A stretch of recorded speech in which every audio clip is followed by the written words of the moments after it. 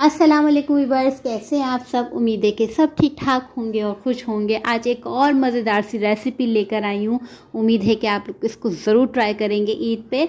और ये इतनी मज़ेदार सी रेसिपी है कि आपको क्या बताऊँ कि मुझे इस पे इनाम भी मिला है। वो मैंने वीडियो रिकॉर्ड नहीं करी, वरना मैं ज़रूर दिखाती। इस रेसिपी को बनाना इंतहाई आसान है, कम वक्त में बन जाती है, मगर बहुत लाजवाब टेस्ट है। इसको ज़रूर ट्राई करिएगा। ऑथेंटिक रेसिपी आपके साथ शेयर कर रही हूँ, इंशाल्लाह फीडबैक मुझे बहुत अच्छा ही मिलेगा। तो रेसिपी स्टार्ट करने से पहले हम देख लेते हैं हमें किन किन चीज़ों की ज़रूरत है। सबसे पहले यहाँ पे मेरे पास है चिकन बोनलेस, मैंने ली है 250 ग्राम और इसके छोटे छोटे मैंने क्यूब्स कट किए हैं। बड़े क्यूब्स कट करेंगे ना तो फिर मज़ा नहीं आता, छोटे छोटे क्यूब्स कट होते हैं तो उसमें मज़ा आता है।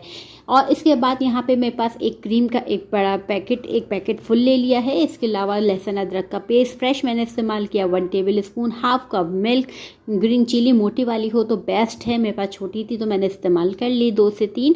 यहाँ मेरे पास मोज़रेला चीज़ है, इसको हम हाफ कप मैंने ले ली है। बटर यहाँ पे 3 टेबल स्पून है। इसके अलावा जो बेसिक मसाले ना वो आप देख लें, बहुत ज़बरदस्त। यहाँ पे चिकन पाउडर है 1 टेबल स्पून, भुना हुआ पिसा ज़ीरा 1 टीस्पून, सॉल्ट देख के आपने डालना है, ज़्यादा तेज़ नहीं करना है क्योंकि चीज़ और क्रीम का इस्तेमाल है। इसके अलावा यहाँ पे मेरे पास वाइट पेपर है 1 टीस्पून और हमारे पास धनिया पाउडर है 1 टीस्पून। सबसे पहले हमने क्या करना है, आप चाहें तो इसको टोटल जो है ना वो आप इसको बटर में भी बना सकते हैं। यहाँ पे ना मैं दोनों चीज़ें इस्तेमाल करी हूँ। मैंने यहाँ पे 1 टेबल स्पून के 1.5 टेबल स्पून मैंने तेल शामिल किया है, तो बटर भी मैंने 1.5 टेबल स्पून शामिल किया है क्योंकि लास्ट में मैं थोड़ा सा बटर और शामिल करूँगी। तो बस यहाँ पे मैंने शामिल किया। इसके बाद मैंने चिकन जो है ना वो बोनलेस में बनती है, तो मैंने यहाँ पे चिकन को धो के इसमें शामिल कर दूँगी और इसको हल्का सा हमने भुनना शुरू करना है। साथ में इसमें शामिल कर दें आप लहसुन अदरक का पेस्ट। याद रखें कि लहसुन अदरक का पेस्ट जो है वो बिल्कुल फ्रेश इस्तेमाल करेंगे तो उसका टेस्ट वैसे ही आपको खुद ब खुद पता चल जाएगा कितना ज़बरदस्त आएगा।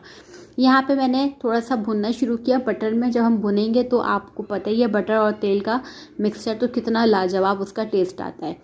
लहसुन अदरक मैंने इसमें शामिल कर देना है। साथ में इसी में 1 टेबल स्पून पानी भी शामिल कर दूंगी ताकि जो है हमारा लहसुन अदरक अच्छे से भून जाए और चिकन का इसका कलर भी चेंज हो जाए। यहाँ देख रहे हैं चिकन जो है वो कलर चेंज करना शुरू कर रही है। ये स्टेप करना इसलिए ज़रूरी होता है कि जिन लोगों को थोड़ी सी भी स्मेल आती है वो बिल्कुल दूर हो जाती है इससे, क्योंकि मैं जो हूँ बहुत चाहती हूँ कि गोश्त हमारा भुना हुआ बिल्कुल क्लियर होना चाहिए, फिर बाद में सारा प्रोसीजर चलता रहे, वो कोई इशू नहीं है।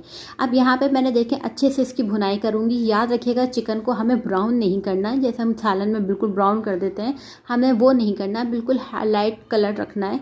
वाइट होनी चाहिए मगर भुनी भी अच्छी होनी चाहिए। देखें इस तरह से। अब यहाँ लहसुन अदरक का पेस्ट भून चुका है, तेल अलग हो चुका है। यहाँ पे इस स्टेप पर आप ये देख लें कि बिल्कुल अलग अलग सब चीज़ें हो चुकी हैं।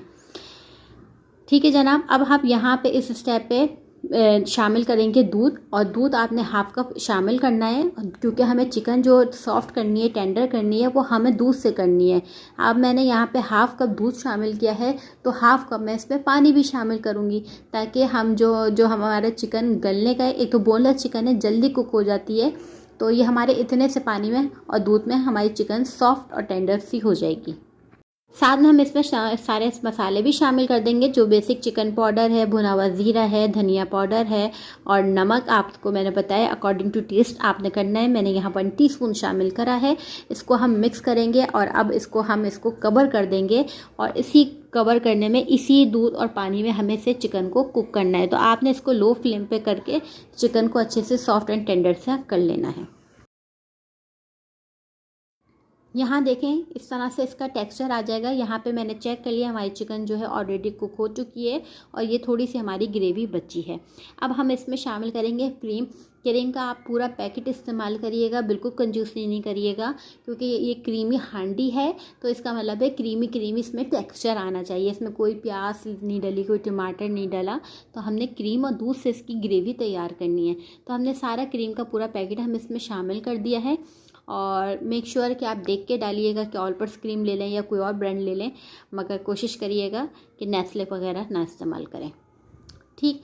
तो बस जनाब यहाँ पे हो गई मिक्स, और मिक्स करने के बाद यहाँ पे इसका लुक जो है वो इस तरह का आ गया है। अब इसको आपने मीडियम फ्लेम पे कर देना है और हल्का हल्का इसको पकाते जाना है, क्योंकि अब क्रीम पकना शुरू होगी। अब आप यहाँ देख लें कि यहाँ पे इसकी जो ग्रेवी है ना वो भी इसकी तकरीबन ऑलरेडी कुक हो चुकी है।